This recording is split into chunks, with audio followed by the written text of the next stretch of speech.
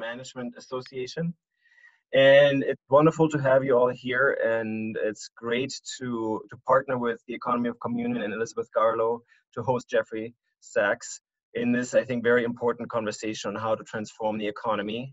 And with regard to this initiative by Pope Francis that's called the Economy of Francesco, and some of you I know are aware of this initiative, others may not be. So we're hoping to do a couple of things, get some general perspectives and then also a bit more concrete understanding of what is the Economy of Francesco. I thank you all for being here. We're taping this, so I hope that's okay with you. If it's not, please you turn the camera off. Thank you, Jeff, for being here. And thank you, Elizabeth, for doing this. This whole initiative is part of the Humanistic Management Association's work to help transform organizations in service to life.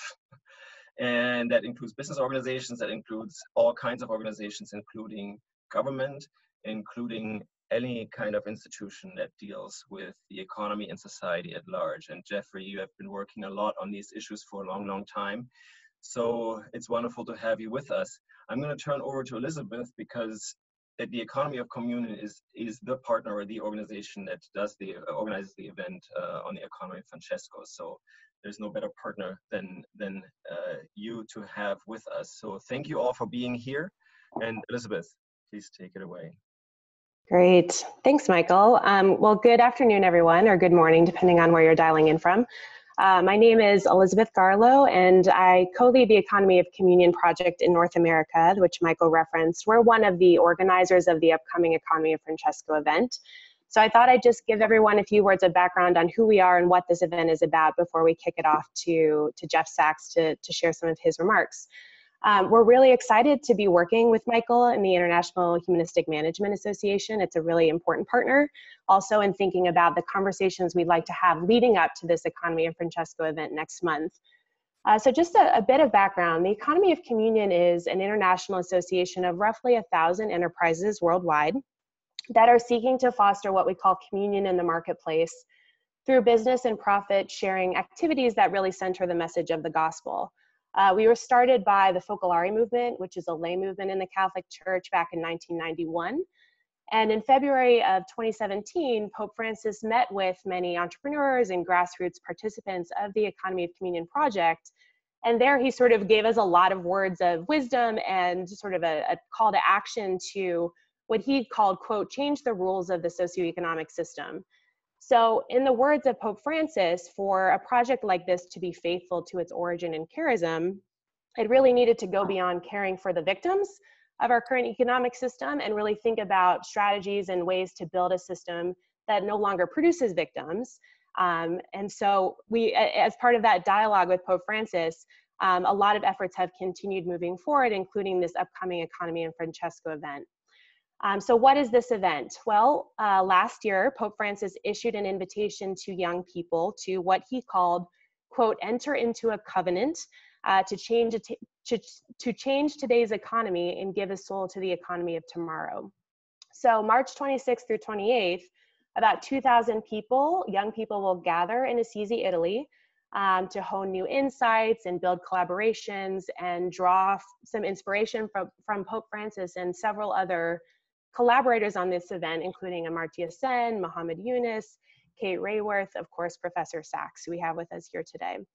So this event really is a result of collaboration between Pope Francis and the Economy of Communion and a number of others who are interested in coming together to think about building a new paradigm, building a new narrative that really helps usher in an economy that is fair, sustainable, inclusive, and doesn't leave anyone behind. And so as part of this event, we have a series of workshops and convenings leading up to the Economy of Francesco event. I myself am a participant in the upcoming event, and a number of us have been gathering folks together to reflect on that message of the Pope in our US context. So Professor Sachs needs little introduction.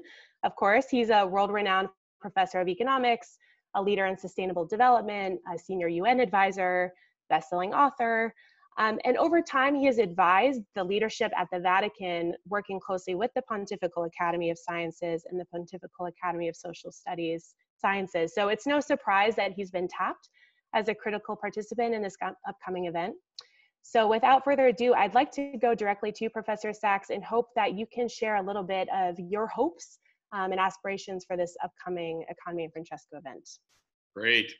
Thank you very much. And thanks for the opportunity to be together with everybody and have a great discussion. I think the Pope and the Church is calling on us to remake the underpinnings of not only the economy, but how we think about the economy, the approach to teaching at the universities, and the way we think about what is good and just in the world today. A lot of my reflections on this issue come from the fact that the modern economics as we teach it at the universities is a profoundly flawed framework that needs a fundamental revamp from a deep reconstruction of the ethical underpinnings. And I believe that the Church's social teachings, as well as other dimensions of global society, the Universal Declaration of Human Rights, the UN Charter, the commitment to multilateralism and to human rights, and now the Sustainable Development Goals are important components of a new ethical framework for the economy. My starting point in practical terms is that the world is very rich, and yet there is both enormous poverty and suffering within our rich world. And we are blindly rich, as the Pope says, with the globalization of indifference that is blinding us to our incredibly self-destructive proclivities, including the environmental destruction that has reached alarming levels. I've tried to understand how it is that as a supposed human intellectual pursuit, economics is so off course. I'm a practicing economist for 40 years. I've been studying and working on economics for 48 years now, since entering college in 1972. And it took me a long time to realize how wrong so much of what I was taught, in fact, is, and how odd so much of the ethical underpinnings of modern economics, how incorrect they are. So I've been trying in my own thinking to reconstruct both what an ethics for our economy can be, and how what we call, loosely speaking, neoclassical economics, which is the economics taught, broadly speaking, in most universities of the world and most textbooks of the world, has become such a strange entity, incapable of seeing or solving the crises of poverty in the midst of wealth, societies that are seeing a collapse of social capital, and the self-destruction of the natural environment. It's a long story that I hope to tell, and one of the things I'm hoping to do in the context of the Economy of Francesco is write a couple of books about this, and I know Tony Annette is on the line, and we're planning on doing some of this work together, including a revamped principles textbook that would be on a sound ethical basis.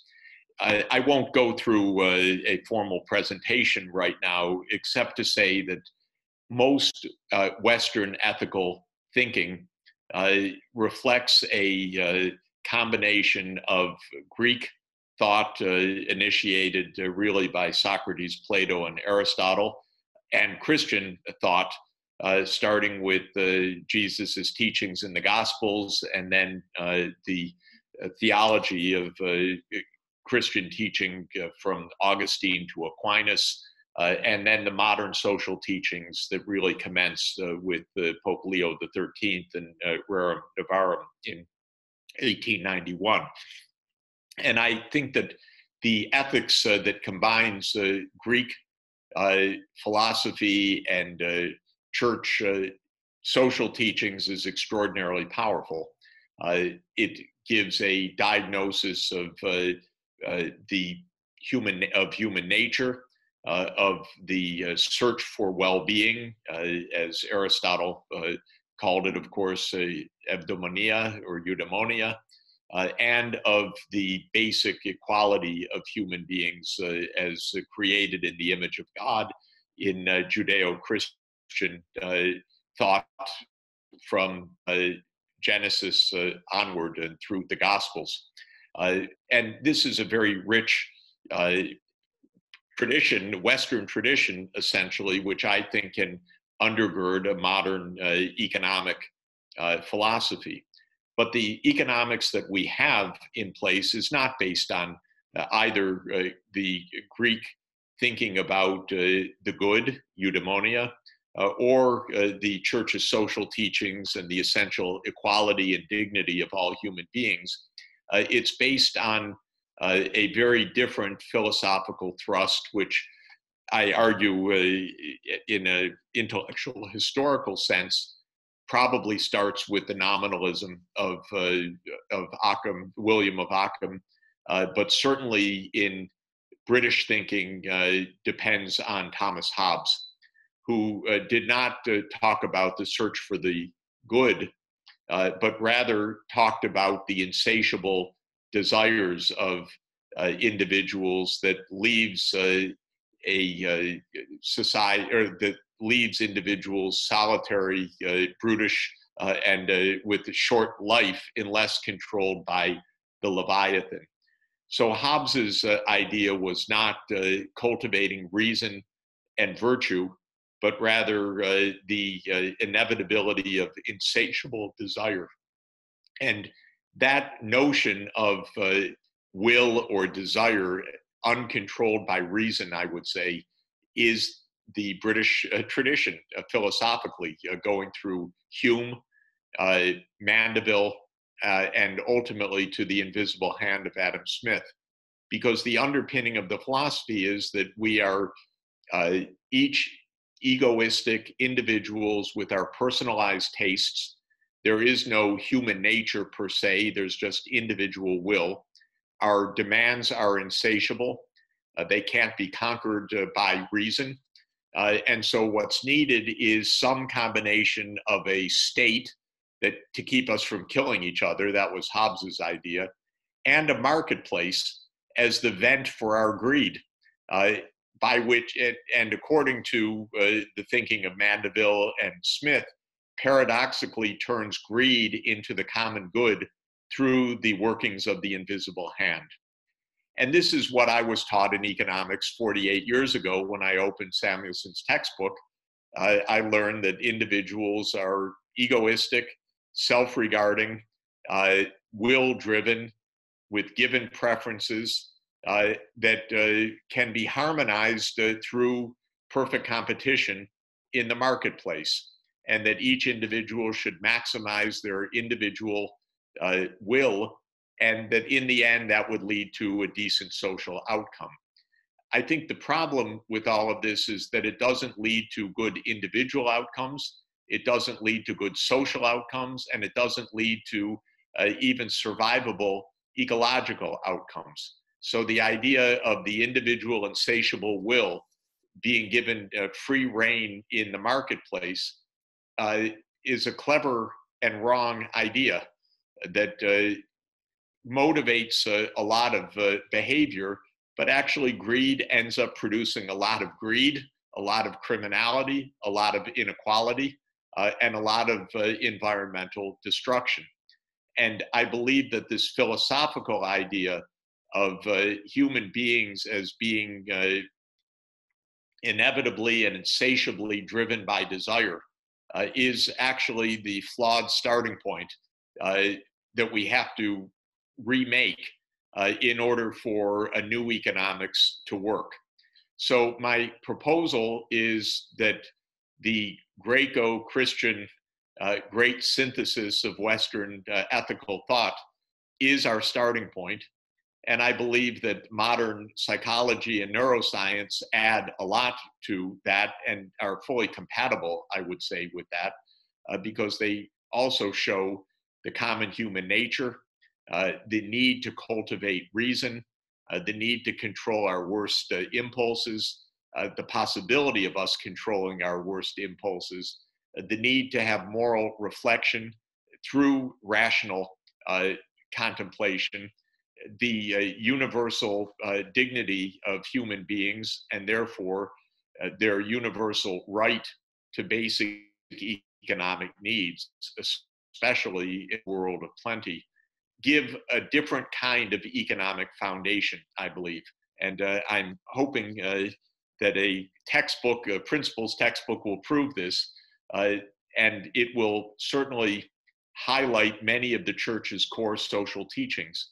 Not only the dignity of all individuals, but two crucial teachings, of course, the preferential option for the poor, and also the universal destination of goods, which is the church's doctrine that private property rights are not inviolable, that the rich owe to the poor what is rightly the poor's, that there are economic needs that are the rights of every individual by dint of human dignity, and that a modern economy can function by observing those economic rights and promoting human dignity. And so in essence, I believe that we have the basis for a new kind of teaching. And in this textbook, instead of starting with insatiable tastes and maximizing preferences, the book opens, the draft book opens with the human well-being and human dignity, and asks what is it in an economy that is needed to support human well-being and to ensure the human dignity of all. And it's very different. It doesn't start with the individual budget constraints and market equilibrium. It starts with our purpose, our telos, or our irreducible right of human dignity, and then says that economies can meet such needs if they're structured in particular ways. And it does not sanction insatiable desire. It says it should be brought under control. It says we should get a grip on our avarice or our consumerism or our greed, as both Aristotle and Aquinas taught over the last 2,000 years. And I believe it will lead to a different kind of economic understanding.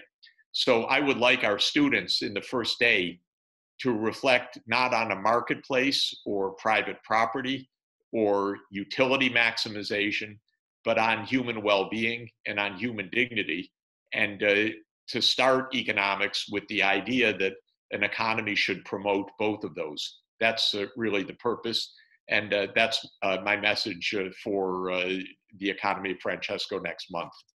Back to you. Thank you, Professor Sachs. That's amazing. One other question on the Economy of Francesco event, before maybe we kick it over to you for some slides, is we're curious to hear you reflect on why the Pope might be issuing this invitation specifically to young people today. I think he's been inspired in part by the climate activism movement and the role of youth in leading that movement. And so what do you think are the implications of building a groundswell of young people specifically who might be leading the charge on sort of building a new economic foundation as you articulate it? I think it's part of the Pope's genius of understanding us and social change to go to young people for this. There will be some old types around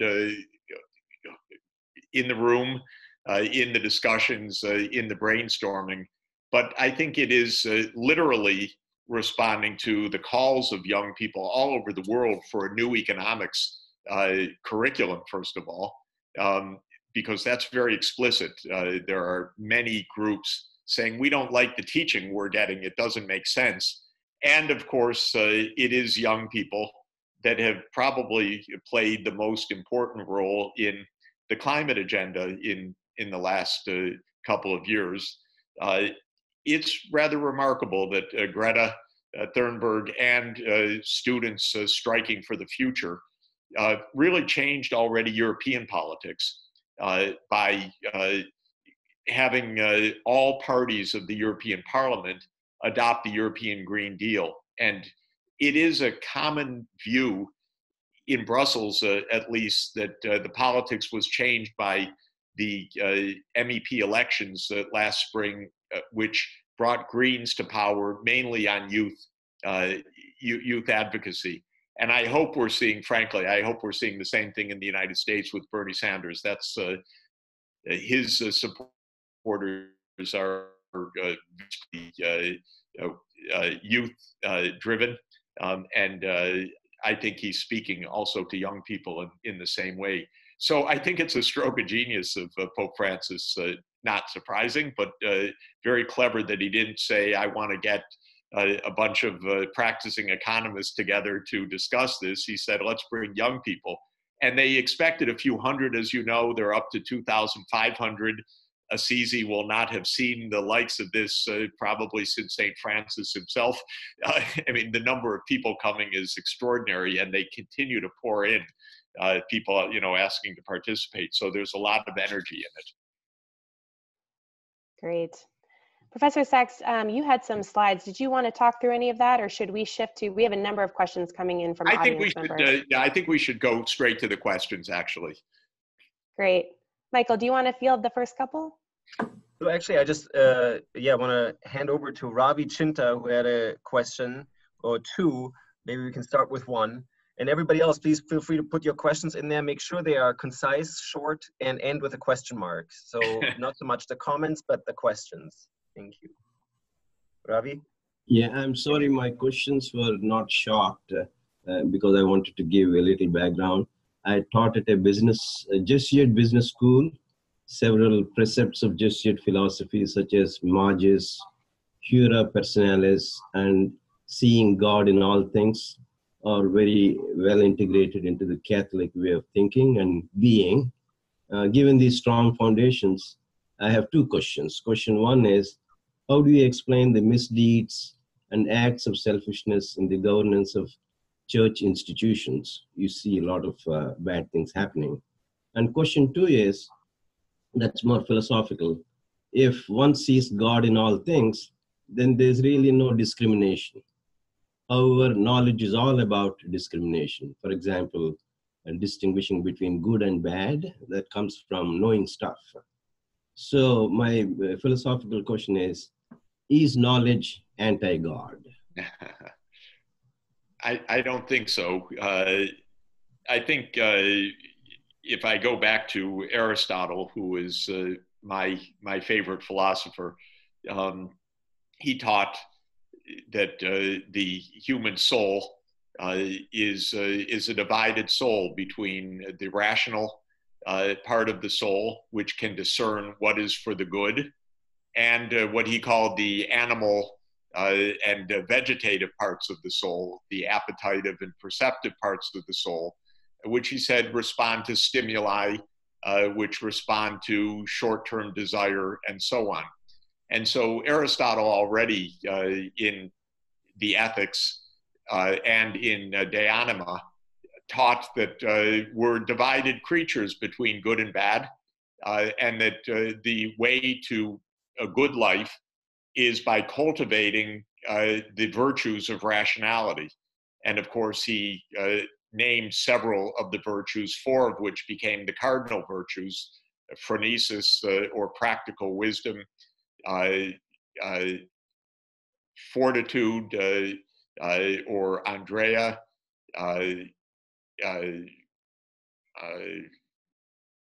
justice, diakosine, and temperance, or sophrosiny. And the idea of all of these is that you have to cultivate reason to find the good, that human beings are perfectly capable of both virtuous behavior and what in church's teachings came to be called the sinful behavior. So we ended up with 7 cardinal virtues and seven sins or vices. And I think that this is the essence of human nature, which is that it's divided. We may partake in part of our divine origin, but we're also capable of absolutely horrible things. And philosophies which say that we're all good or all bad, I think are quite naive. Whereas philosophies that say we have the potential for the good, I think are really the right approach. And in economics, much of this was dropped. Of course, part of the secularization also. It's not good or bad, it's just preferences. And economics, your preferences are your preferences. You can't judge them. But that's not what Aristotle would have taught. He said there are some preferences that are smart and that are really for your own good or for the good of the polis, the society, and others that are very harmful, very short-sighted, very self-destructive, and that you should know the difference and that it's not easy to know the difference. That's where cultivating virtue comes in. And how do you cultivate virtue? Through mentorship, through education, through habit formation, through discernment and contemplation, you find the good. And in Christian thought, add in grace and the Holy Spirit to help you find the right path. But the idea is that being good it's hard work. It's not simple. And I think that this is really part of the philosophy that we should be teaching. Not just go out and maximize your income and maximize your preferences, but do the hard work of discerning what is really good for you and what is really good for the community and the society you live in. Professor Sachs, I'm going to try to synthesize a few questions that have come in. So many folks are remarking on the ways in which a number of scholars, particularly in the Catholic Christian tradition, have been thinking about applying these principles in business and economics education for some time. So the question really is, what do you believe is the unique translation of these principles for this particular moment in human history? So perhaps it's about discerning what kind of distinct policies and practices might emerge in response to today's challenges, or sort of a retranslation of some time-old wisdom.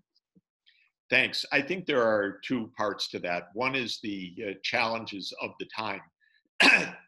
And to my mind, the encyclicals from Rerum Novarum onward in the cycle of the Church's teachings are really very important because they are about the times. That was the whole point of Leo XIII. Rerum Novarum is of the new things of industrialization. And Populorum Progressio in 1967 was about the new times of decolonization. And Pacem in Terris was about the new times of modern geopolitics. And Laudato Si is very much about the new times of the environmental crisis. And I should add Centesimus Annus in 1991 was about the new times of the global economy after the fall of the Berlin Wall. So each of these popes was grappling with something very practical. And they were discussing not ethereal issues from the Gospels, they were discussing the real issues of the moment. In Rerum Novarum, what about trade unions? What about factories? What's the responsibility of the factory owner? And with Pope Francis, it's about climate change. Of course, American conservatives are attacking him. How dare you talk about climate change? But it's, of course, at the core of the Church's traditions to be in the times and to be dealing with the most important issues that humans are facing so that the Church helps to provide a guidance. So this is one point. The second point is the philosophical point. If you look at Catholic business schools and universities, by and large, and I'm certainly not authoritative on this, but my sense is that the textbooks that are used are the mainstream economics textbooks, and that the economics that's taught is very much the mainstream economics. So there's the church's social teachings, but then there's the regular neoclassical economics. And I don't think the students are given much explanation for the gap, or that it's even pointed out to them. And in fact, of course, there is in American conservative Catholicism a strain of libertarianism, which I regard as entirely antithetical to the gospel teachings and to the church's social teachings. But it's not surprising, in fact, because the formal training is a kind of libertarian training. And so if you study economics at many Catholic schools or Jesuit universities, you're using a mainstream text. So I would like to see that changed, actually. It doesn't have to be a Catholic text. It should be a text that is based on human dignity and based on the values of the church's social teachings, in my view, which I regard as universal, because I think not only do they literally resonate with other major religions, but I think they're offered on a universal basis of universal human dignity. So I find them completely coherent, for example, with the Universal Declaration of Human Rights, which is the moral charter of the UN.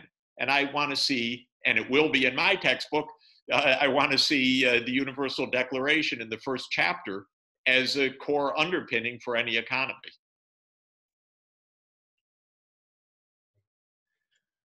We're going to try a new thing. We're going to try to gather a couple of questions here in the virtual format. There's so many. So I'll ask Sarah Menard, Sandra Wardock, and Elias to be very brief. And Jeff, if you can just sort of try to see if if you can answer them potentially in a collective way. Sure. Sandra, are you there? Can you ask a question? Yes. Thank you, Jeff. I think this is a terrific step you're taking here. I'm wondering how you see your ideas fitting in sort of the global context in which most people in the South or the East or indigenous cultures have much more holistic perspectives that are more earth-centric than what I'm hearing from you. And I wonder how you would align your views with this earth-centric orientation rather than than very, very human-centric. Thanks a lot. Okay, so earth-centric, Sarah, can you come in? Sure, yes. Thanks so much. Professor Sachs, it's wonderful to see you again. I am working with the Islamic Development Bank right now on a couple of projects in Sub-Saharan Africa, and in all the work that I'm doing, this idea that there is one God, an Abrahamic God, is a rallying point for an interfaith dialogue, but you only can get so far with that. So I'm just wondering your reflections on what are the sort of theological and economic theological bridges you see that help us be radically inclusive across faith traditions so this dialogue is more global? Great. Elias, are you there? Can you unmute? Yes, hi. Professor Sachs, I've got a slightly narrower question. I know that some of the organizing of the event in Assisi comes from the Economy of Communion and Professor Luigino Bruni, who's done all the wonderful work on the civil economy. I was wondering your thoughts on how we translate what seems to be a fairly Italian conversation into a wider context. Yeah, that's great. So let me give just a quick reflection on that. I find incredibly helpful the idea of integral development. And this is really a core feature of Laudato Si and of Pope Francis's theology as well. So integral development means that human well-being is intrinsically relational, and it means, and it's relational on many levels. Well, the individual with ourselves, with our friends, as citizens, and as part of creation. And I think that adding the creation part is core to defining what is reflectively well-being for us. And that's a lot of what Laudato Si emphasizes. So it's not, it may be true, and I'm not really deeply familiar with indigenous philosophies of Pachamama and the center of the physical earth as the very center or nature. But I think integral development is a philosophy that bridges that the natural creation and the human society, and we should keep that in mind and define, again, starting with the idea of human well-being as the absolute building block of an economy. Make sure that that includes our nature as natural beings and our relation to the creation itself. That links to the question of the theological global underpinnings. I'm hopeful. It's a probably partly a statement of hope and partly a statement of experience that there really can be a global ethic that is can help move us forward. We have been involved in recent years in a project called Ethics in Action, which was a series of workshops at the Pontifical Academy of Sciences and Social Sciences that involved Religions for Peace and other multi-faith organizations, bringing together not only the Abrahamic faiths, but also Buddhist, Hindu, many different Christian faiths, and indigenous representatives as well. Of course, this was a self-selected group, but the essence of our discussions over a couple of years was how strong the commonalities are of human dignity as being at the core of all of these faith traditions, and therefore how there could be not an identical language, but a shared language of underpinnings of ethics. We're coming out with a volume based on that, which I'm very excited about, that shows from many different faith perspectives, including Asian religious traditions, Hindu, Buddhist, and others, that there really is a basis for a more universalist ethics, I should say, that could underpin a universalist discussion of the economy itself.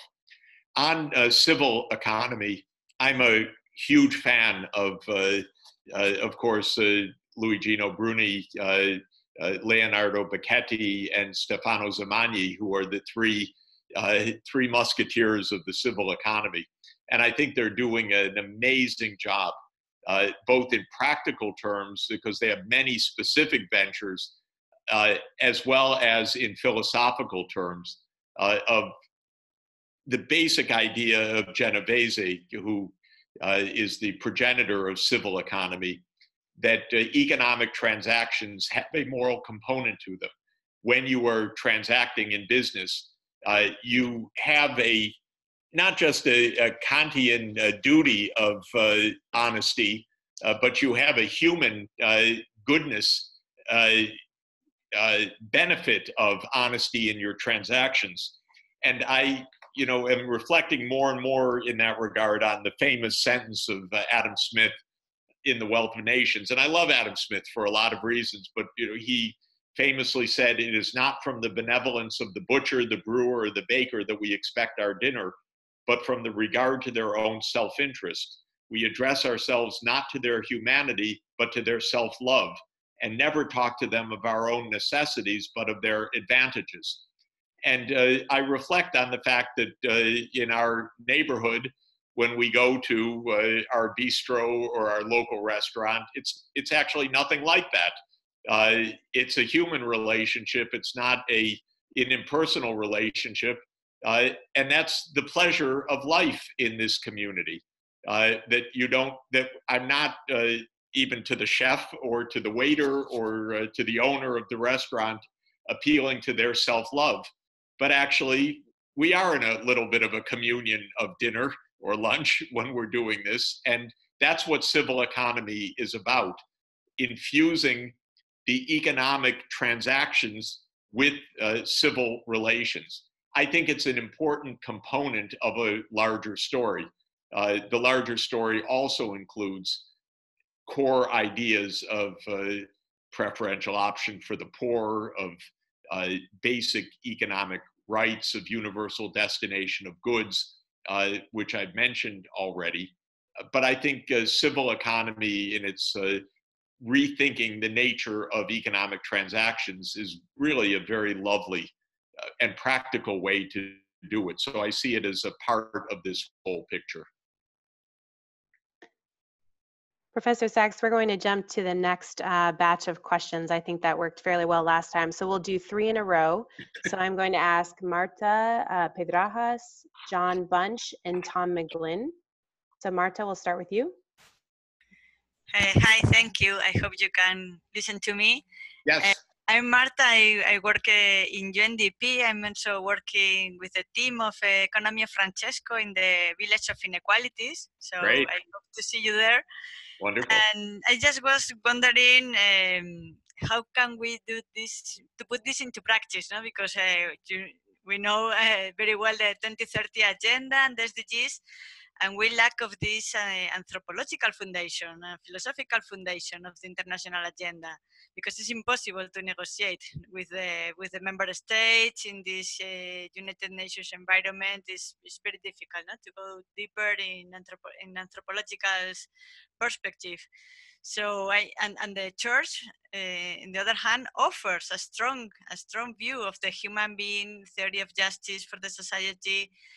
So how can we integrate more this proposal into the international agenda? If it's possible, no? I think it's the way to go, because we have, have the center of the human being and the society. So what can we do? Great, perfect. Thank you, Marta. And then we'll go next to John Bunch. John, can you hear us? Okay, we'll go to Tom McGlynn. I think he said he doesn't have a mic, but Sergio. Okay, so Sergio Barrera. So why don't we? Okay, so we'll go to Sergio. Can you hear me? Yeah, hi, Sergio. Oh, hi, Professor Sachs. I guess my question is, so I'm a grad student at the University of Minnesota. So I'm at a very secular university that's very focused on the main paradigm of utility maximization. Absolutely. And I understand pragmatically why we make the assumptions we do. A lot of it has to do with data access or tractability and things like that. But it does seem to conflict with things that we care about as Catholics. And so my question to you is, how do we conduct research in a way that promotes and enhances these richer notions of well-being that we have, while at the same time using the tools that we have been taught and also influencing other economists in the field that are probably a little bit more hostile to this? That's great. Thank you. So should I take Martha and Sergio's questions first? Yeah, that's great. The question from Tom McGlynn, which I'll just add to the bunch here, is really a question on metrics. What are the metrics that you believe are really critical in helping us usher in the economy of Francesco, which Excellent. Is a big question, of course. Great. Yeah, thanks. Actually, also very closely related to Sergio's question, which is how to use these tools and how to teach and so on. Let me start with Martha about how to put these issues into perspective. I believe that there is a strong link of what we're discussing and Agenda 2030 and the Paris Climate Agreement. And I think it's no better exemplified by the fact that Pope Francis gave the opening speech on September 25th, 2015, on the eve of the adoption of the Sustainable Development Goals. And to my mind, that is the utter reflection of this strong linkage of the ethical underpinnings and the practical policy. And one of Pope Francis's wonderful statements in Laudato Si is that interdependence obliges us to think of a common plan. So he called for a global plan. And the closest we're going to get for that is indeed the SDGs and the Paris Agreement. They're not exactly plans, but they are agreed frameworks and agreed targets. And that's a very important part for us, I believe. So how do we put this into effect? One is that we introduce ethical ideas to our discourse about these two global agreements. At the UN, we have the big advantage of the Universal Declaration of Human Rights, which starts, by the way, not with rights, but with dignity. So it's a very wonderful document, actually, that is, I believe, utterly aligned with the ethical issues and social church's teachings. So if we can frame the SDGs more as part of a universal dignity, I think, and point out that governments for the last 72 years have at least been signed up to universal human dignity, I think we make the bridge. From a practical point of view, in addition to putting this into teaching, which I think we should do, there are so many wonderful processes of ecumenical or interfaith dialogue where I think we should be active. So Communité San Egidio, for example, every year has a wonderful, wonderful meeting that is interfaith leadership. The Alliance for Civilizations is a very important venue for us. And the head of that, Miguel Moratinos, is completely open and committed to the things we're talking about. Religions for Peace is a very wonderful group that has the same commitments. And so I think we should be engaging with all of these interfaith initiatives and helping them to champion Agenda 2030 and the Paris Agreement, and not see those things as, well, those are outside our faith work, but actually as very much part of the faith work after all. On the question of research, metrics, and data, one of the very big breakthroughs, I believe, is the measurement of well-being directly. This was rejected in Bentham's time because Bentham had a very naive idea of how you measure well-being. He said it's the balance of pain and pleasure. And since nobody had a pain meter or a pleasure meter, and since Bentham was pretty naive philosophically about what is the good, the conclusion came already in the 19th century, we can't really measure well-being. And then came the doctrine that we can't even make interpersonal comparisons of utility. Utilitarianism, aside from other limitations, is also practically limited because how do you add the utility of person A and person B? These are non-commensurable. So when I studied, and I think it's still taught, we were taught basically you can't measure any of this stuff. All you can measure is revealed preference and demand schedules and so on. And that led to the kind of axiomatic and tautological view that what is good is what people do, what is bad is what they decide not to do. And that's pretty much the opposite of traditional ethics, which is what is good is what you sometimes are able to accomplish, and what is bad is what you often fall into because you're not being good or not choosing for the good. So I like the fact that in the last 30 years, there's a lot more direct measurement of well-being. And my favorite question is the question, how do you feel your life is going?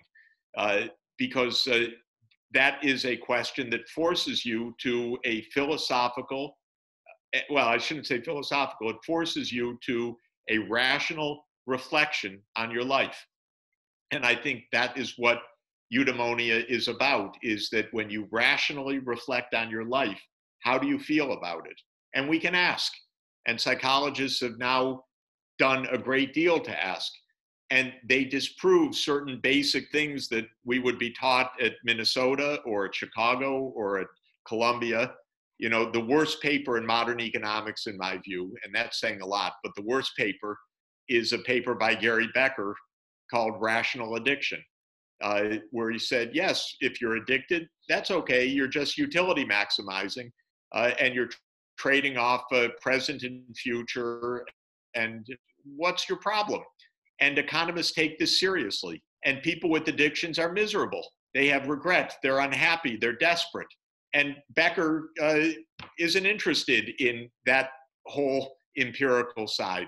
But we can ask people with addictions, how do you feel about your life? And they say, I feel terrible about my life. I've thrown away my life. I've hurt my family. I've hurt my children. And that is really what we should be studying. Well, how did that come about? How can we avoid an economics of addiction? How can we help people to report that they feel good about their life? And I was just on a call just before this one with the World Health Organization. They have a new well-being division as one of the pillars of WHO. And they're empirically studying the question, how do people feel good about their lives? And this, I think, is part of the metric, Sergio, that and part of what we ought to be modeling, actually. And each year I'm a co-editor with my much more knowledgeable co-editors, Richard Layard and John Helliwell, on the World Happiness Report. We use a metric called the Cantril ladder, which asks people to put their life on a ladder. The 0 rung is the worst life they can imagine. The top rung, or the 10th rung, is the best life they can imagine. And people are asked, where are you on the ladder of life? And the answers are fascinating. And you can explain the cross-country averages by cross-country performance on a number of social, economic, and health indicators with a high fidelity. And so we learn that well-being depends on income. It depends on physical health. It depends on mental health. It depends on social networks, loneliness, concerns about corruption, freedom of action, because human freedom is also an important source of well-being, but human freedom that is rationally bounded, not human freedom of insatiable desire. And so I think there's a lot of research that can be done on these topics now. Great. There are a lot of more comments and questions, some pertaining to the economy of Francesco and what's going to be discussed. Elizabeth, you might be giving us a little bit more context. Maybe, Jeff, you can also share a little bit. I see 2 questions that maybe have not yet been asked, but David Ayot, are you there? Can you ask it briefly? Professor Sachs, Dave Ayat. I'm a priest in Los Angeles right now, an associate priest, but my background is in the area of globalization and the thought of Teilhard de Chardin. Great. And I am wondering when you were talking about your text, that you're coming out with the focus on human well-being and human dignity, the exploration of seeing the person as not only the person of the individual, but the person as community. And Teilhard's vision of this is helping us to see a bigger picture.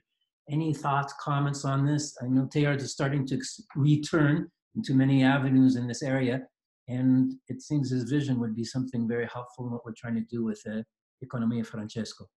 Wonderful. Yeah, let me give a thought about that. When I mentioned integral development and its relational aspects,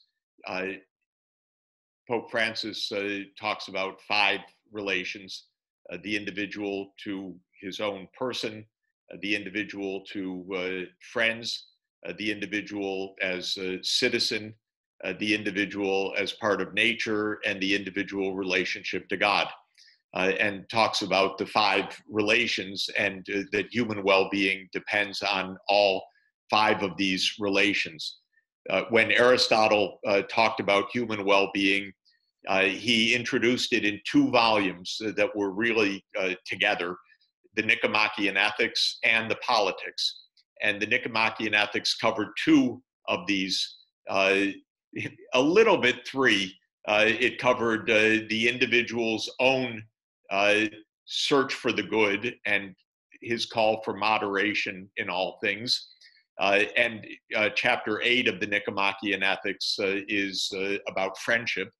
And chapter 10 of the Nicomachean Ethics, in a way, is about contemplation of the divine. So you could say that it also touches on the relation to God, though Aristotle doesn't emphasize that very much. And then the Politics is about the individual as citizen. Of course, in the Aristotelian thought, the citizen in the city-state, in the polis. And now we have a much more complex politics and larger political communities, including global community. But I do think that this is the tradition, that there's no way to talk about human well-being as just an individual, because there's no way to talk about an individual well-being except in a social context. And of course, Aristotle famously said that any person who would live alone is either a beast or a god. And that therefore the social context is everything for well-being. So we need in this textbook, it actually opens this way with saying that human well-being has all these dimensions, interpersonal dimensions. And then I'm anticipating chapters on issues like trust, because if we don't have an economics of trust, the economy can't function properly. And the Wall Street definition of trust, which is get away with anything you can, and your counterpart's a big boy, so if you trick them, cheat them, that's their problem, not your problem. That does not make an economy function, and it certainly doesn't make for well-being in the society. So I'm looking to have chapters on the self, on the interpersonal relations, on the civic responsibilities of individuals, and of responsibilities as part of nature, as inherent ways to discuss the whole human being. Great. Thanks, Professor Sachs. Well, I think we're nearing the end of our time here, so I want to just give you a really big thank you for the rich conversation and for your time with us here today. And for all of you incredible active participants for sharing your insights and questions as well. As we wind down, I just wondered, Georgia, is there anything that you might like to say from an Economy of Francesco committee perspective on the contents of the event or what to expect? We still have you with us? Okay, yeah. Great. The contents are still a secret till end of February when we have our official press release. As you probably all know, we're going to have 12 villages. We're already dividing the candidates. We have gotten some really good ideas on new methodologies to use, mostly all that come from a humanistic perspective. Something that Professor didn't mention, because he's a humble leader, is that something very nice about all the keynote speakers and all the senior people that are going to be part of the village is that they have this service vocation. So it's really going to be focused on what young people want to do, and they're just going to act as mentors. So they're not going to have, I mean, they're going to have an active role, and something else that's interesting is that all the ambassadors from the Holy See are going to be participating. So once we have the pact with the Pope, they want to see if they can share it with their governments, and we can see where we can take it from there. So again, you can write to us, follow us. You can, obviously you guys all have a regional group with Economy of Communion North America. So we hope that there's going to be regional follow-ups after the actual event. So anything you may need, please get in touch. We'd love, I saw people write about indicators and stuff. If you have ideas, please send them through. And I'll Wonderful. just quickly note, we dropped a number of links into the chat function. So we do have an active Slack channel here in the US for those who would like to build working groups and discuss these issues and continue the conversation. We will also gather in the US on October 6th in person in Washington, DC for a follow-on event. So if you're interested in those types of follow-on opportunities, we'd love to have you join us. Wonderful. Well, thank you so much, Elizabeth. Thank you everyone for being on. Thank you, Jeff, for doing this. This is wonderful. This is great. I think we need all your help to bring these ideas into the world. So please feel free to connect. There are various ways, as Elizabeth just mentioned. Also, the Humanistic Management Association is trying to facilitate this. Thank you all for your collaboration. Thank you, Jeff, again. Thank you, Jeff. Thank you, Professor Sachs. Have a great Thanks to all of you. And if we could keep the chat, there were a number of questions and topics. I'd love to read through it. Okay, we will send that to you. Thank you. Thank you, everyone. Thank you, everyone. Take care, everyone. Take care.